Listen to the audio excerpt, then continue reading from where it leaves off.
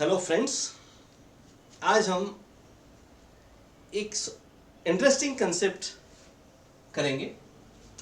जैसे कि देख लीजिए 1 divided by 49. Here the base number is 100 and 49 is half of the base number. So just go on multiplying the number 0.02. This 1 by 49 is approximately 0.02.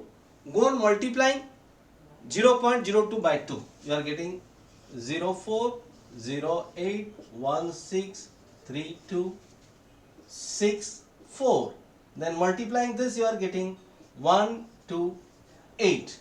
So this becomes finally we are getting 0.02040816365. This will be your recurring decimal. Let us take another example. 1 by 499. Here this number is close to 500.